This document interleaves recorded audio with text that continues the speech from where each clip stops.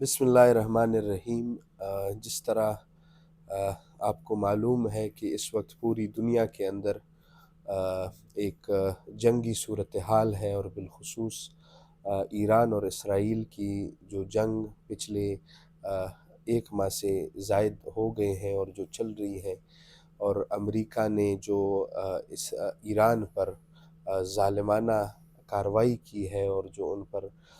جنگ مسلط کی گئی ہے، پوری دنیا میں اس وقت ایک تشویشناک صورتحال ہے، اور پوری دنیا متاثر ہو چکی ہے اس جنگ سے، اور بالخصوص یہاں پاکستان پر پچھلے کچھ دنوں میں اور بالخصوص کل رات کو جو پٹرول اور ڈیزل کی قیمتوں میں جو اضافے کیے گئے ہیں، بالکل اس سے پاکستان کی عوام پر اور بالخصوص جو یہاں پر مزدور طبقہ ہے، جو غریب طبقہ ہے، اس پر یہ ایک بہت بڑا حکومت کی جانب سے ایک ظلم ہے کہ جہاں پر لوگوں کے ساتھ کانا نہیں، جہاں پر لوگوں کے ساتھ روزگار نہیں، جہاں پر امن نہیں، جہاں پر بہت سارے مسائل ہیں، وہاں پر یہ پٹرول جو کہ پاکستان میں اور پوری دنیا میں ایک ضرورت رکھتی ہے روزمرہ کی زندگی میں، وہاں پر اس کی جو ریٹ بڑھائے گئے ہیں، یہ یقیناً ایک حکومت کی جانب سے ناانصافی ہے۔ لیکن چونکہ اس وقت پوری دنیا کے اندر جنگی حالات ہے، اور ضرورت اس بات کی ہے کہ عوام اب آئندہ کے لیے وہ سوچیں اور مستقبل کا لاہے عمل بنائیں، کیونکہ مجھے نہیں لگتا کہ اس وقت یہ حالات کچھ بہتری کی طرف جائیں گے، بلکہ یہ جنگ مزید شدت اختیار کرے گی، اور یہ ہر چیز میں جو ہے تو اضافہ ہوگا، ہر چیز کے قیمتوں میں اضافہ ہوگا، پٹرول مزید مہنگائی کی طرف جائے گی۔ تو حکومت کو چاہیے کہ عوام کو فی الفور ریلیف کا اعلان کریں، اور جو یہ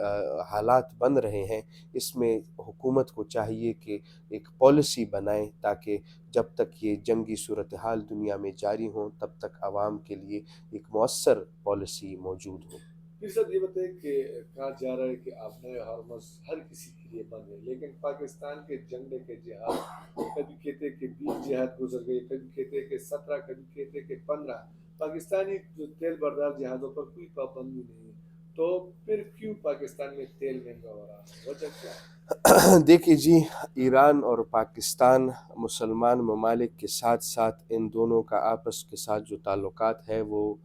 بھائیوں سے بڑھ کر ہیں، اور بدقسمتی یہ ہے کہ حکومت پاکستان کی جانب سے امریکہ کی دباؤ کی وجہ سے آپ دیکھ سکتے ہیں کہ جو پیپلز پارٹی کی حکومت میں گیس پائپ لائن کا معاہدہ تھا ایران اور پاکستان کا، وہ ایران نے پاکستان کے بارڈر تک پہنچایا، لیکن ہم اتنے کمزور ہیں اور اتنے امریکہ کے دباؤ اور امریکہ کو اپنے سروں کے اوپر مسلط کیا ہے کہ وہ گیس پائپ لائن ہم اپنے ملک میں نہیں دے سکتے، اور وہ گیس آج آپ دیکھیں کہ پوری دنیا میں گیس کی جو ہے تو قیمتیں بڑھ رہی ہیں، پاکستان میں گیس کی قلت ہے،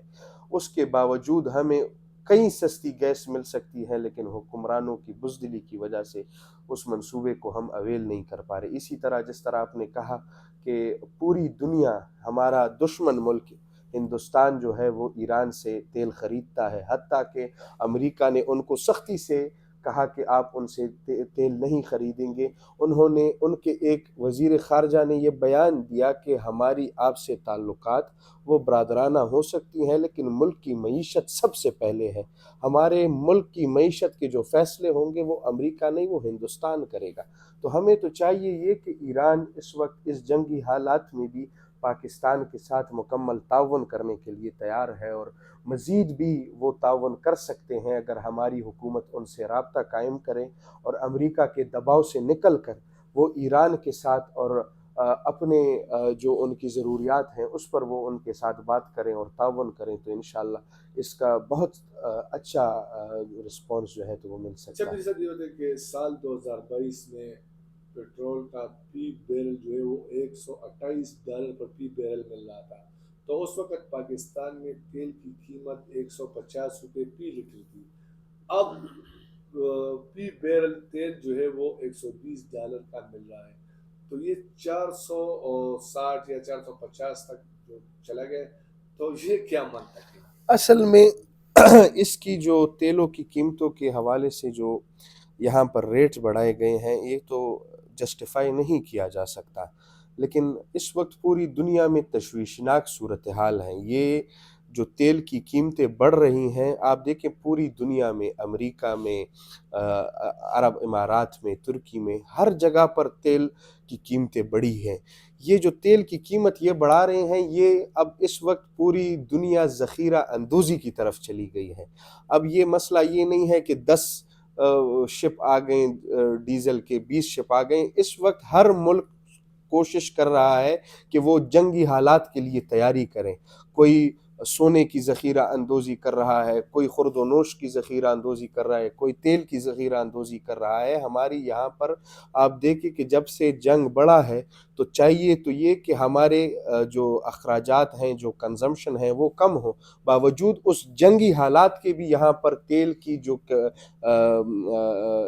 وہ کنزمپشن ہے وہ بڑی ہے۔ تو حکومت نے جب یہ پرائسز بڑھتے ہیں، یہ اس لیے وہ بڑھاتی ہے کہ وہ جو اگلا بیچ خریدے گی تیلوں کی تو وہ اس پر نیگوشیٹ کریں اور اس کو جو ہے تو وہ تیل کی یہاں پر اپنی جو اس کی کیپیسٹی ہے اس کو پورا کریں۔ لیکن میں سمجھتا ہوں کہ تیل کی قیمتیں بڑھیں کم ہو، لیکن ضرورت اس بات کی ہے کہ یہ بات صرف پیٹرولیم مصنوعات کی نہیں ہے، یہ جنگی حالات ہے۔ آپ کے ایک سائڈ پہ ہندوستان کے ساتھ آپ کے تعلقات خراب ہیں، دوسری طرف آپ افغانستان کے ساتھ ان حالات میں جنگ کر رہے ہیں، تو ضرورت اس بات کی ہے کہ حکومت ایمرجنسی پالیسی کا اناؤنس کرے اور عوام کے ریلیف کو مد نظر رکھتے ہوئے، کیونکہ پاکستان کی 25 کروڑ آبادی میں جو سب سے زیادہ طبقہ ہے وہ غریب طبقہ ہے، کہ جس کے پاس نہ کھانے کو کچھ ہے، نہ ان کے ساتھ روزگار ہیں۔ ایک بہت مخصوص طبقہ ہے کہ جو ان حالات میں اپنی ضروریات پوری کر سکتی ہے، ایک بہت بڑا طبقہ متاثر ہوا ہے۔ تو ضرورت اس بات کی ہے کہ صرف تیل نہیں بلکہ حکومت ایک پالیسی بنائے کہ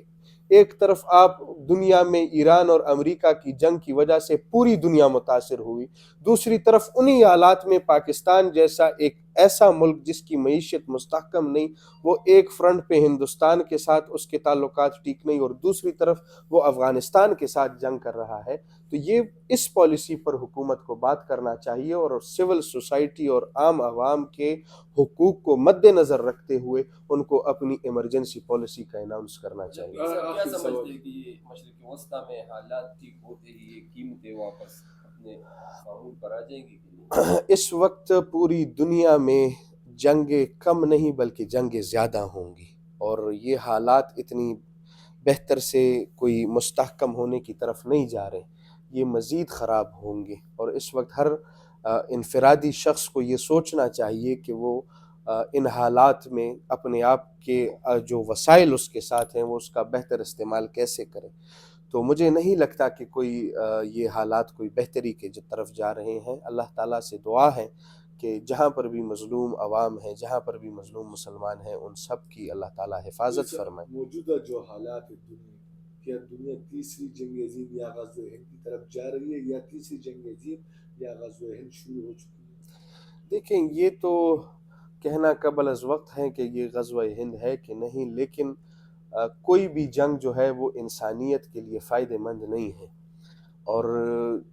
ہمیشہ سوچنا اس بات کی ہے کہ مذاکرات بہترین حل ہے مسائل کو ختم کرنے کا۔ اگر آپ مذاکرات سے نکلیں گے تو اس کا نقصان ہر کسی کو ہوگا، اور ہر کسی کو چاہیے کہ وہ اپنی تیاری پکڑ لیں اور وہ ان حالات کا مقابلہ کریں، کیونکہ اس وقت جو صورتحال ہے وہ انتہائی تشویشناک ہے، اور ہر انسان کو یہ سوچنا چاہیے کہ جنگ جب اس کے گھر پر مسلط ہوگی تو وہ پھر اس کا دفاع کیسے کرے گا اور وہ اس جنگ کو کیسے لڑے گا۔